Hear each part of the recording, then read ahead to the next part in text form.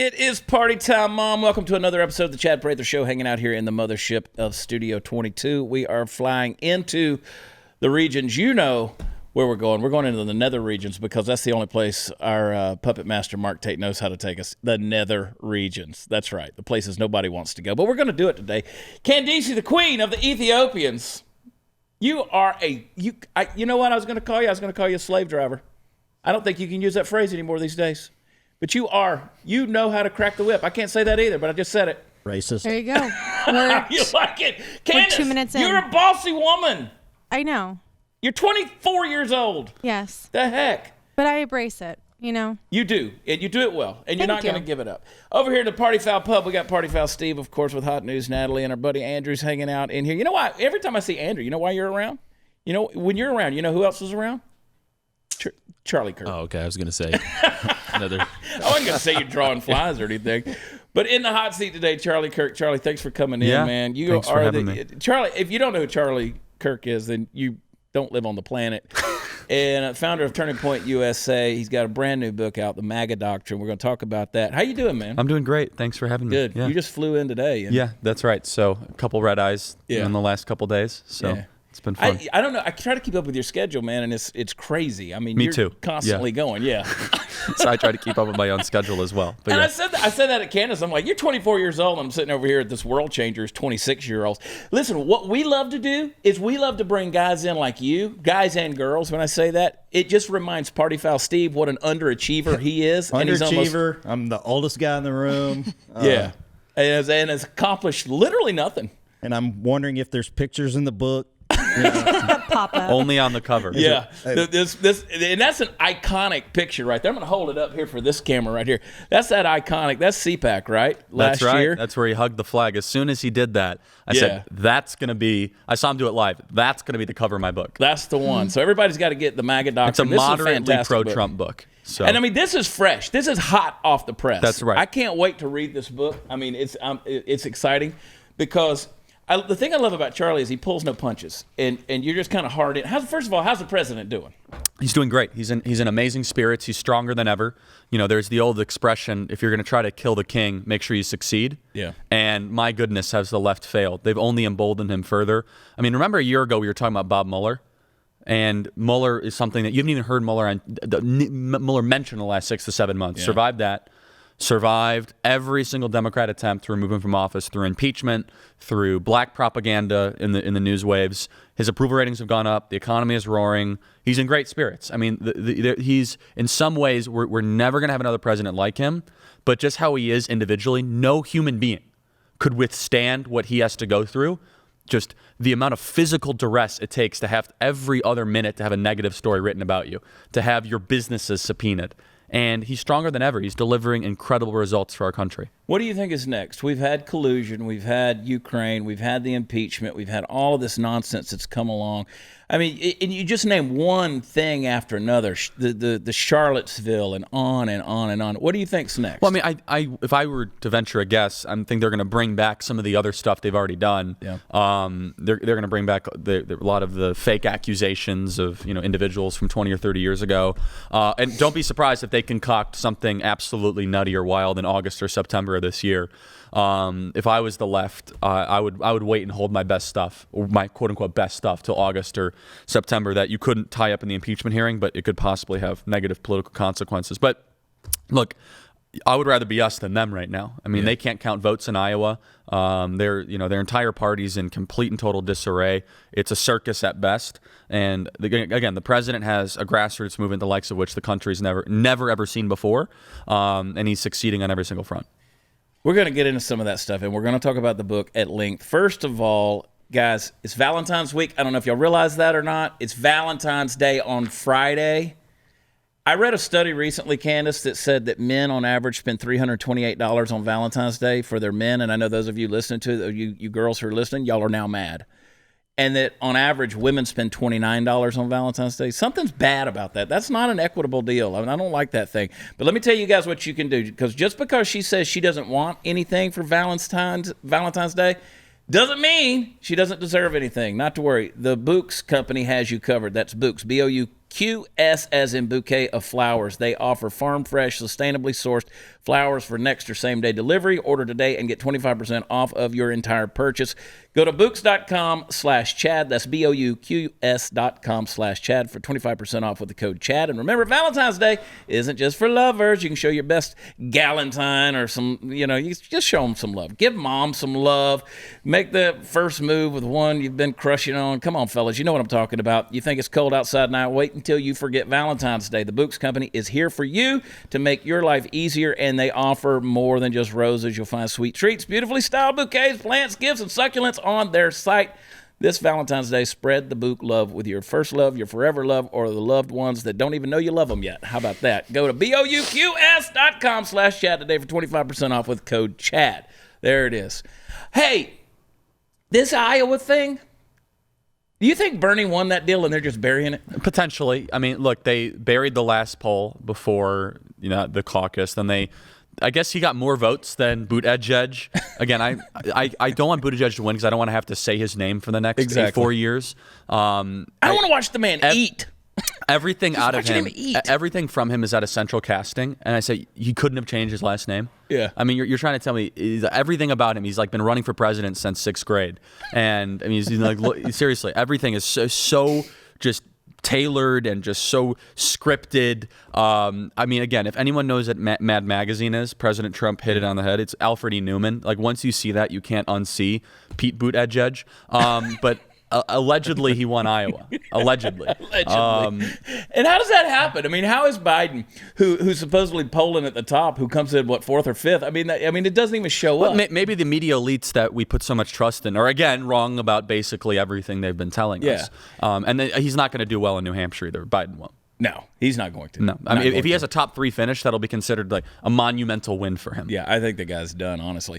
MAGA Doctrine, though, that's why if you want to understand what's going on, I mean, if you want the real news about President Trump, spend some time with the guy that spends time with President Trump, Charlie Kirk. I mean, you're like an adopted Trump son in there. I wouldn't go that far. I would. I'm going to go. I think he likes you better than Eric. I'm telling you. No. Eric's I don't a friend, know, man. No, but look, the president and I have a good relationship, and that goes to show the type of president he is. Look, I'm a 26-year-old from Chicago who started the grassroots organization without ever going to college. Why would the president take the time of day to talk to me? Yeah. Well, it's because he's not an elitist. He doesn't care if you've gone to Harvard, Princeton, Yale, Stanford, or Berkeley. He cares instead of what you've done. And so he sees that Turning Point USA, we've mobilized hundreds of thousands of students across the country, and that really piqued his interest. Yeah. And so we started to develop, a relationship, and he'd always be saying, well, what do students think about this issue? What's the biggest, concern? And, we were instrumental behind the president signing the executive order on free speech on college campuses. And as I've seen his presidency go from a rebellion candidacy down an escalator that most people mocked, very few people took seriously, and even fewer people thought he would actually win the nomination, into a full-fledged populist revolt against the ruling class. Mm-hmm. And now all of a sudden to a successful presidency. So he goes from escalator to billionaire businessman, kind of off the cuff, to wait, we actually have results. We have laws. We have Supreme Court justices. What is he fighting for, and why is he fighting for it? This book articulates the ideas behind the presidency, where they come from, and why it actually matters. Is this a one-time flash in the pan? Or is it that Donald Trump has remade the Republican Party for better for the next 100 years? And that's the argument I make, is that it's a complete, total positive recalibration from economics, foreign policy, immigration, rule of law, that most of America was disenfranchised by both parties over the last 40 years. Did you see a Trump presidency from the very beginning? No, and I talk about that in the book. I was a Scott Walker, then Ted Cruz guy and Donald Trump guy. Eventually, I was never anti-Trump. I was very Trump skeptic. And again, I was not one of those people that was like, going after Trump and doing all that stuff. But I was a doctrinaire, 3-pillar conservative, just like Mike Pence was. Mike Pence endorsed Ted Cruz in the Indiana primary and then ends up being his vice president. Perfectly respectable position to support other people in the primary. But I had my doubts. I had my doubts that a billionaire businessman from New York that at one time was pro-choice and at one time, gave money to Hillary Clinton and the Clinton Foundation and Hillary and Bill at his wedding would all of a sudden be the most conservative president of our lifetime.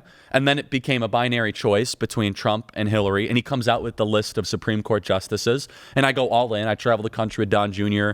A couple months before the election and, kind of really see some incredible things and see a movement grow. And what I realize is a lot of these people that talk a good game about conservatism with the right white papers from the accredited think tanks in D.C., they're actually not conservative at all. I mean, they're the ones that get us in these foreign entanglement wars where there's no success in sight. They're the ones that continually raise our taxes, the ones that keep our borders wide open, that put questionable justices on the Supreme Court. But when you have a patriotic, rational businessman whose entire modus operandi is America's in decline, I got to turn this thing around.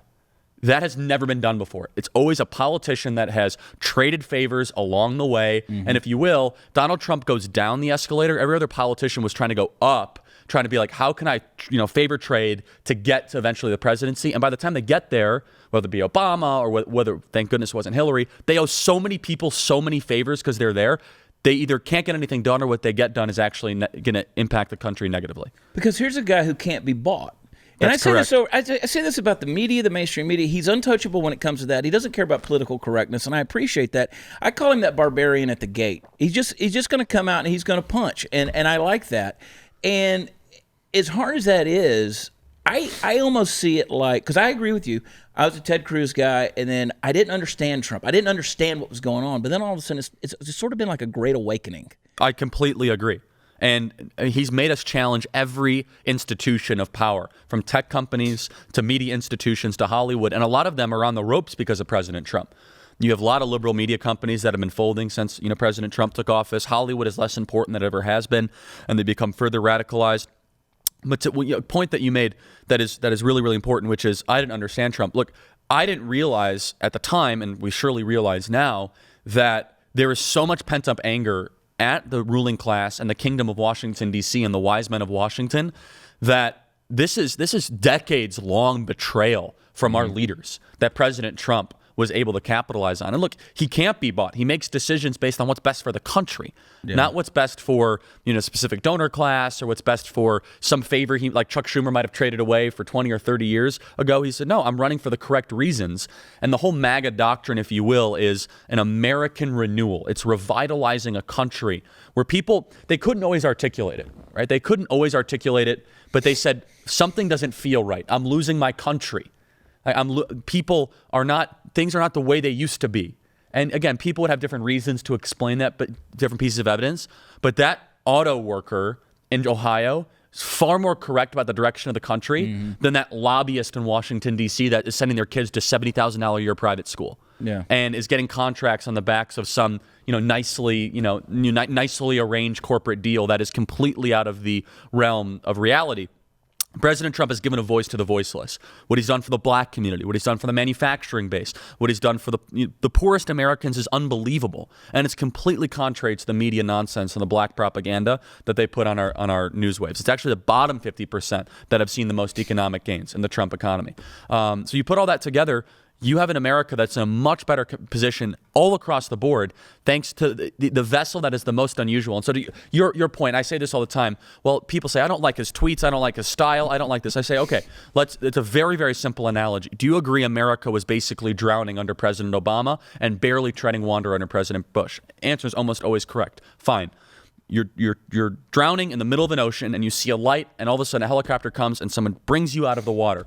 You're finally able to breathe again. You're in the helicopter and you look up and you say to the person who saved your life, I would like to see your tweet history before I actually accept your saving of my life. It's completely and totally irrelevant. He saved the country. The results speak for themselves. People are like, well, I don't like his tone or his style. So you'd rather have Barack Obama, who is a smooth sailor into the abyss of America's destruction. It's basically what they're saying. Right. And again, it's individuals' feelings a lot more than the actual facts of America being turned around to a great American Renaissance. What we are experiencing, the world cannot fathom. You travel internationally right now, they say, my goodness, how is your economy so good? Europe is in basic recession, and Asia is reeling. South and Central America is in mediocre growth. He's turned this country around, and we have him to thank for it. You have people all the time, and the point that I make, and that's a genius analogy right there, about the helicopter, because it's so true. I'm not going to look at the pilot and wonder, well, who did he sleep with? How many times he been married? I don't care. It's completely irrelevant. I don't need to see his tax returns or anything like that. And I always hear people who say, well, we don't like his tweets. But at the end of the day, they like his policies. You'll never hear anybody say, well, we love his policy, or we hate his policies and we love his tweets. You don't hear people say things like that. And the other thing that I get, and I hear it all the time on social media, is people say, well, we've become a laughing stock to the world. The world is laughing at us. I love this point. Yeah. I love it. Well, first of all, I'm really happy that Germans aren't really happy with us right now. I mean, we've been funding Europe's basically free lunch for 60 years. Now, did Europe deserve help after World War II through the Marshall Plan? Of course. But the industrial base of Europe rebuilt itself rather quickly in the 60s or 70s. Germany is a functioning first world economy with brands that everyone here uses, from Volkswagen to Porsche to Mercedes to Hugo Boss. From Bayer drugs. They're a first world economy. They have a multi-billion-dollar tax base. Why is it that they are not contributing to NATO the way they should be? And so the fact that we're a laughing stock around the world. First of all, that's completely misrepresented. I spent time in Europe recently in the last year, and I look at the Europeans in the eye, and they say, "Oh, your president is a joke." I say, "Let me ask you a question. Do you think America's stronger or weaker since President Trump took office?" "Oh, you guys are stronger." Are you thankful or not thankful because of that? Well, I'm probably thankful. So you're trying to tell me when Vladimir Putin comes knocking on your door in France, is it going to be the Belgians that come to your defense, or does it become America's Tomahawk missiles? And it's very clear. I was at a cocktail party once, and it was all these Europeans making fun of America, which is, I got about 30 seconds of tolerance for that. And here's the best way to end the conversation. Without America, what does the world look like? And every honest European, which is hard to find them sometimes, but they'll say, well, the world is less free. It's just that simple. America's a benevolent superpower. It's actually philosophically and geopolitically something the world has never seen before, where you have so much power and you try to use it for good. You don't always use it for good. We've done stupid wars in the past. We've displaced dictators we shouldn't have been, and Trump has been really phenomenal at critiquing that. But large in part, when there's tsunamis and floods, civil war, famine, it's America that comes with benevolence and generosity or peacekeeping operations. What do you think the USSR would do with superpower status? What did they do? They killed their citizens. What does China do with any sort of superpower status? They put millions of Muslims in concentration camps. Every other country that gets superpower status will exploit their citizens and wreak terror around the world. Yeah. You got to be following Charlie Kirk on all social media platforms. You got to be following Turning Point USA. And listen, one of the things that I want to point out to you guys today, conservative voices are being silenced daily by left-wing tech companies who profit off exploiting your privacy and then silence your voice when you say something they don't agree with. I see it happen every single day. More and more, our most sacred right, the right to speak freely, has come under assault in places that were designed for us to share our opinions freely. And with no other options, you're forced to play by their rules until now. I want to introduce you to Parler. Parler is the news and free speech app that won't silence your opinion or violate your privacy for financial gain. Simply download the app, create your account, post, share, and speak freely. Can you say anything you want? Well, no, you can't threaten violence. You can't commit actual acts of hate. You can't harass or commit other crimes. But that's not who you are anyway, and that's not who we are. So go to Parler.com or visit the App Store to download Parler today. I'm on Parler. Charlie's on Parler. All God's people are on Parler. You can follow me at WatchChad. That's PARLER.com, or find them in the App Store. Parler, get news, speak free. And by the way, it's the red app with the little P in there. Don't get confused by anything else that might use that name. You spend a lot of time on college campuses. And by the way, folks, if you're just tuning in, we're talking about the MAGA Doctrine, brand new book, hot off the press by Charlie Kirk, Turning Point USA. I was with you down at West Palm Beach for your Student Action Summit. The students loved you. I love the students. I'll take that as an open invitation to come back. Yes. Listen. Consider it brokered. I love it. I had a blast. It was fun. I love going to these events. People, they're always asking me, why do you go to CPAC? Why do you go to TPUSA? Because there's just nothing like it. It was so warming to my heart, so to speak. I was so encouraged when I was at the airport leaving West Palm Beach, and you have all these 20-somethings that are walking around wearing their MAGA hats, wearing their Trump shirts, sweatshirts, big government sucks T-shirts. And it's like, yeah, why can't people be proud? My favorite part of this whole thing is we do the conference in Palm Beach, 5,000 students from all across the country, and I love going to the airport the night it all ends, the afternoon it all ends, and watching the faces of the Palm Beach intelligentsia when 5,000 kids wearing MAGA hats walk through the Palm Beach airport. I know. It's like they're flabbergasted. Again, Palm Beach is a pretty left wing. I mean, there's plenty of conservatives, but generally it's like a ruling class Manhattan, basically. And they'll see these kids that are enthusiastic, that are 14 and 15, and diverse too. I mean, kids from every background imaginable: Black, Hispanic, Asian. They'll be wearing the MAGA hats or the Trump stuff, and they'll actually stop some of the kids. Like, what are you here for? Like, why are you in Palm Beach? Are you lost? Yeah. It's rather again. A lot of the ruling class doesn't even represent the country that they live in. This past weekend, I went to the movies, and I was wearing the TPUSA Taxation is Theft shirt, right? I loved the reactions that came out of that. And that's the beauty that I love about your voice and TPUSA and all the different things you've got, the things you've written, because it's just logical. It makes sense. And you sit on these college campuses, and you have people who challenge you all the time. Yes. And you put the videos out there, and it's I've always said bad logic falls in on itself.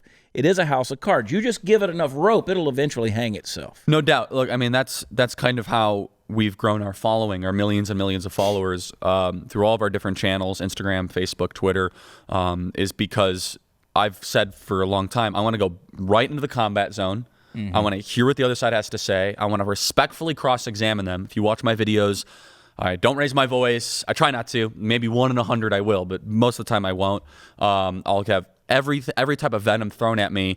But I really believe the collision of ideas is how people learn. I think that just, if you have a 5 or 6 minute video of just you talking to a camera, that's fine. I actually think it's a lot more helpful for a viewer to see person A, person B have some sort of a unfiltered discussion around a really important topic. And so I did that at the March for Life. I'm very pro-life.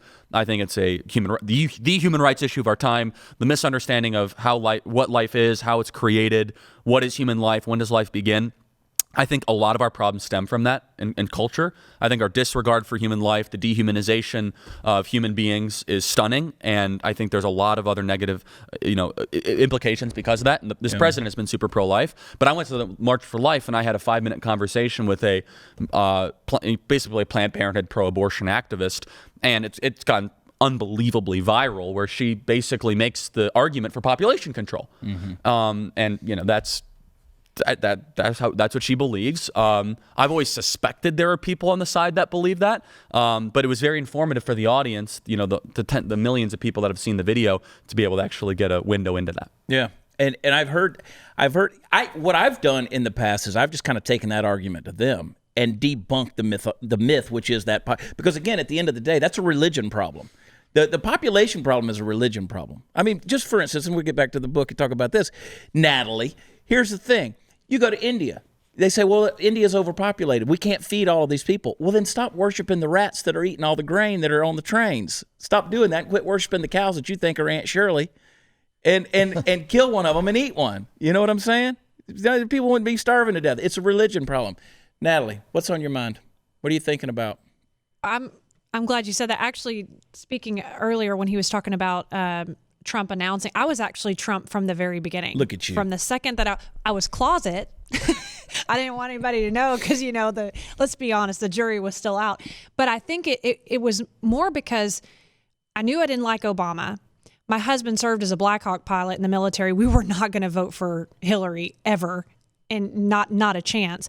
But I think everybody, just in a simple everyday mind, somebody who isn't a political analyst, it doesn't take somebody like that to realize that our country was in big trouble. It just didn't. And I think everybody's so sick of the political talk and what we were being fed constantly that when I saw Trump and I saw how brass he was, how honest he was, I thought, boy, I was willing to take that gamble because that's how bad I thought the Hill was. Yeah. I really did from the very beginning. Well, what did we have to lose? It was all or nothing. That's how I felt. You got to go all in. And when you talk about the MAGA doctrine, and you deal with a lot of the elites, so to speak, you're up against as you said, the intelligentsia. these folks who, it's just crazy, the folks that think they're so much smarter than everybody else. But the MAGA doctrine, in a big way, here you have this billionaire real estate mogul, playboy, if you will, the guy who was popularized as the epitome of success, the symbol of success by everything from rappers to Hollywood, who knows how to communicate with blue-collar, Rust Belt, Bible Belt people. How is that even possible? Because he actually walked job sites his whole life. Unlike some of the other members of the billionaire intelligentsia that did nothing but went from the Harvard to Goldman Sachs, pipeline. He actually walked job sites when he built Trump Tower, which is one of the most incredible stories in New York real estate, where he put everything on the line, hired the first woman ever to manage a construction site in the history of New York City ever, and was successful, and asked carpenters and electricians and welders and truck drivers, what do you think about politics? What do you think what's going on? And that's why Donald Trump's 1978 interview is exactly the same message that he brings today. It's basically the same. Now, he's changed on some social issues and some stances. Genuinely, by the way, he's genuinely had a change of heart on abortion. He'll tell you that. He said that in the primary, and he's acted on it. It's not just vapor. But he has always been fascinated in working Americans. Yeah. If you look, and I talk about this in the book, from the woman rink to he was fascinated in how Jesse Ventura won the Minnesota governor's race. Surprisingly, he actually went out and met with Jesse Ventura and said, "How are you winning? What's going on?" He won out of nowhere. I don't know if you guys remember that. It was a total surprise. And he said, I just went to carpenters, carpenter unions and pipe fitter unions and people that work for a living, and I just asked them what mattered to them. And what mattered to them was better trade deals, stricter immigration, and a strong country. And President Trump's always had that philosophy. He's always had a very, very pro-American philosophy. And his question is always kind of like, as a businessman, is the Trump organization succeeding this year? Okay, that's how he processes information. Is America succeeding this year? Yeah. Donald Trump first got my attention. In fact, I have a tweet. I was not Donald Trump in 2016, but I was Donald Trump in 2011. When I was in high school, AP economics class, they had these ridiculously nice computers for us, and I created a Twitter account. And I kid you not, I tweeted, Donald Trump is going to be president, run Donald Trump, run, 2011. I can vouch for this. Andrew can vouch for it. There's like 5 likes on it. Yeah, I mean, I boost it back up every so often, just for like the original Donald Trump credibility. But what I always loved about him is similar to kind of the sentiment is he cut through the nonsense, and he gave real solutions that were not just packaged in the typical party platform. And look, you made a really important point, which is, well, maybe the welder or the teacher or the truck driver actually know more, and it's true. Like, this is the citizenry that our ruling class has contempt for. I mean, Hillary Clinton insulted half of the American population and said they're in a basket of deplorables. The followers. She called them racist and disingenuous, and Donald Trump's the exact opposite. He believes in a country that the citizens have been betrayed by its leaders. And if you look at the set of policy decisions, NAFTA, our absolute capitulation to China, which is inexcusable, our endless wars in Iraq and Afghanistan, open borders, those 4 things in particular, the Republican Party was perfectly fine with keeping the status quo. If you look at the Republican Party, the people that are smart in the Republican Party, okay, they're the ones that are like, oh yeah, we should be in Afghanistan forever.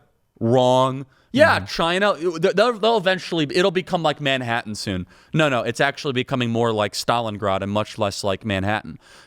Open borders, no, we can just kind of, they're coming here out of act of love. Remember that beauty? One of the guys running for the president? The people are coming here as an act of love. President Trump said, no, we're going to have stricter legal and illegal immigration policies. And there's been so much pent up anger and demand. So what I talk about in the book is what his challenge was. And think about this. Can you turn a nation around in decline? We've seen it happen. So a great example in kind of recent memory is we've seen countries go down and not be able to come back up. I mean, the United Kingdom and Great Britain went through a period of malaise. Maggie Thatcher tried to bring them back, and they went into total socialism. Brexit might be able to help them a little bit, but they're not what they used to be. They just aren't.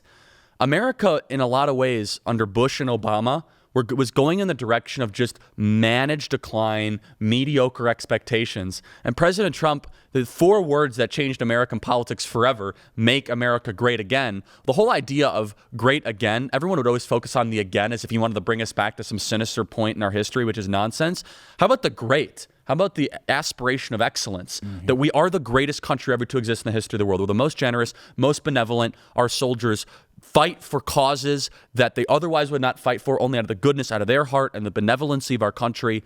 And this is something that should be praised and appreciated.